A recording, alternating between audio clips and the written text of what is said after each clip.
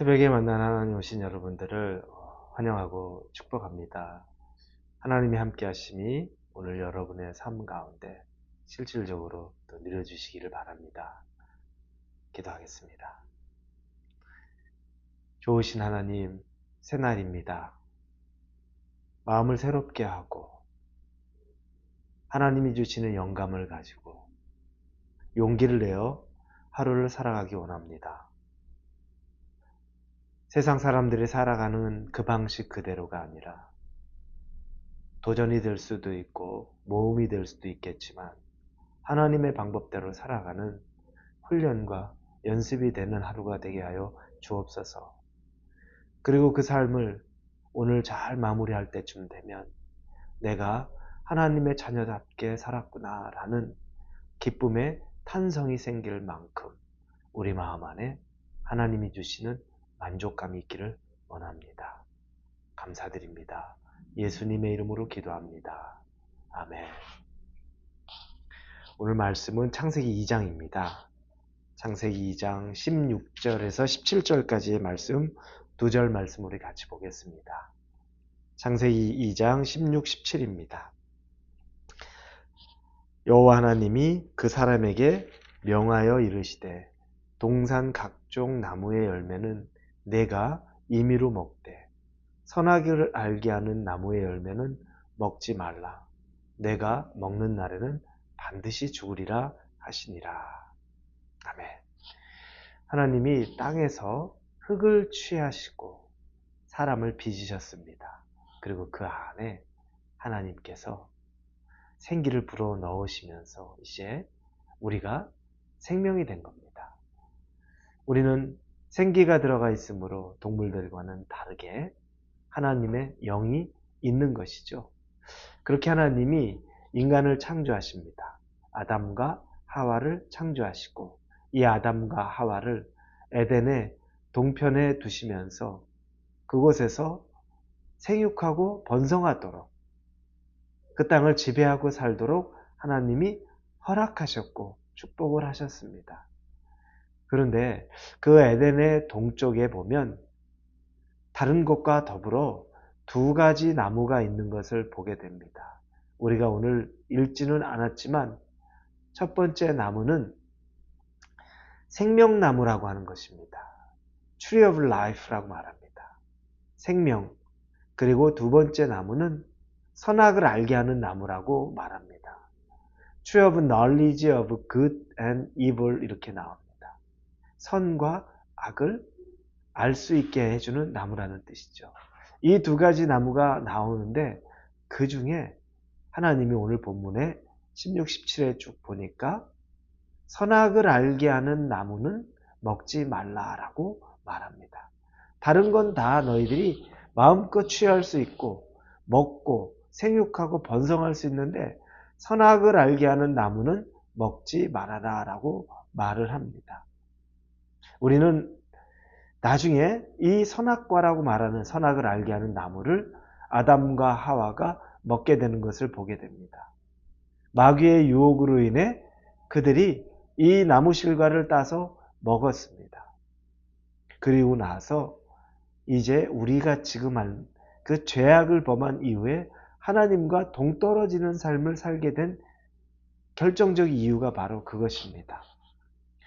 이 사건을 볼 때 되면 늘 사람들이 갖는 의구심이 있습니다. 우리는 죄의 유혹에 대한 걸 알고 있습니다. 유혹되는 게 참 많이 있습니다.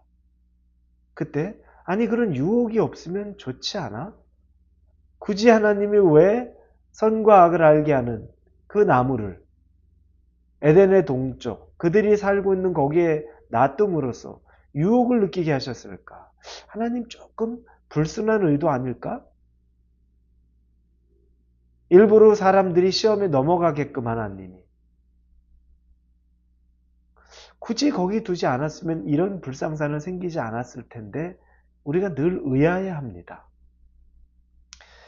여러분, 하나님이 우리를 만드신 것은 인격적인 관계를 기대하는 겁니다. 우리를 만드시면서 사랑으로 우리를 빚으셨습니다. 생기를 넣으셨던 건 인격과 사랑을 우리 안에 집어넣어 주신 겁니다. 하나님의 마음을 넣어준 겁니다. 이 인격적인 관계나 사랑은 전제 조건이 있습니다. 그건 상대적이라는 겁니다. 혼자 하는 게 아닙니다. 사랑, 상대가 있어야 합니다. 우리가 누군가를 사랑하는, 혼자 사랑하는 짝사랑이라고 말하죠. 비록 나만 사랑한다고 할지라도 짝사랑도 상대가 있는 사랑입니다. 그러니까 사랑이란 말에는 상대방이 반드시 있어야 되는 겁니다. 하나님은 우리를 사랑의 관계로 만드시고 초대한 겁니다. 그러면 하나님만 우리를 사랑하는 것이 아니라 우리도 하나님을 사랑해야 되는 것. 그래야 이 관계는 맺어지는 겁니다. 이 관계는 그렇게 이어져 가는 것입니다.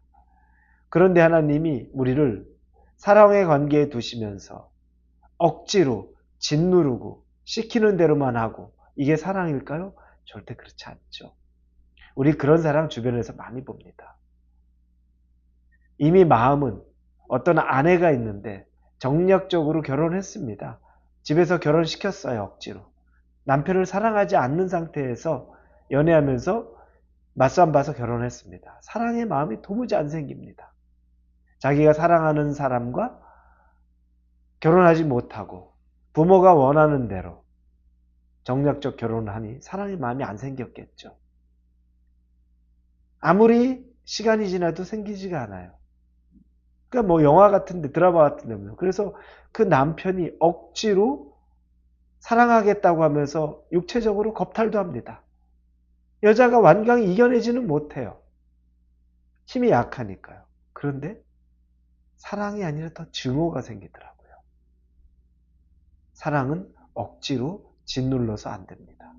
여러분, 우리 자녀들 어릴 때 교회 가는 것, 성경 읽는 것 억지로 해서 잘 되던가요?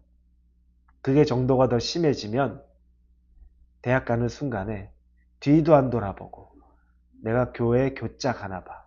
성경에 성자 읽나 봐. 치를 떠는 경우들이 있죠. 난 사랑해서 그렇게 억압으로라는 것도 내 사랑이라고 말하는데 상대방은 그렇지 않아요. 사랑은 인격이에요. 서로가 서로를 느껴야 되는 겁니다. 하나님은 이것 때문에 그 선악과나 생명나무 그곳에 두었습니다. 누가복음 15장에 보면요. 탕자의 비유 사건이 있죠. 작은 아들이 아버지에게 나중에 유산으로 받을 돈 미리 달라고 얘기합니다. 그건 아버지 죽은 사람 취급하는 겁니다. 마땅히 그때 죽어도 상관이 없고 그 아들 몰매 맞아도 상관이 없고 안 주는 게 정상인데 그 아버지 아들이 달라는 걸 줍니다. 아들은 그걸 가지고 먼 나라를 가서 허랑방탕하게 다 쓴 이후에 아무것도 먹을 것이 없자 나중에 드는 생각이 우리 아버지 집에 가면 내가 종으로라도 살면서 먹을 수 있을 텐데 더 아들 취급받는 건 상상도 못하고 내가 아버지 집에 종이라도 되겠다는 마음으로 다시 돌아가는데 아버지는 이미 문 밖에서부터 계속 아들을 기다리고 있었습니다. 그리고 아들이 왔을 때 그를 부둥켜 안고 그를 사랑하고 옷을 바꿔 입고 가락지를 끼워주고 그리고 짐승을 잡아 잔치를 베풀어 줍니다. 죽었던 아들이 살아왔다는 겁니다. 그리고 낭비한 것 같은 재산을 또 갖고 있을 수 있게 해준 것과 똑같은 권리가 주어진 거죠.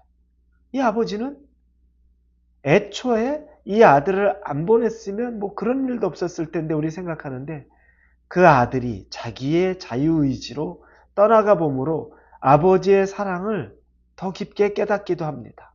아버지도 억지로 그 아들을 붙잡고 있다고 몸만 붙잡는다고 사랑의 관계가 안 된다는 걸 아는 겁니다. 보다 아픔은 있고 어려움은 있어도 인격적인 사랑의 관계는 그렇게 맺어진다는 겁니다.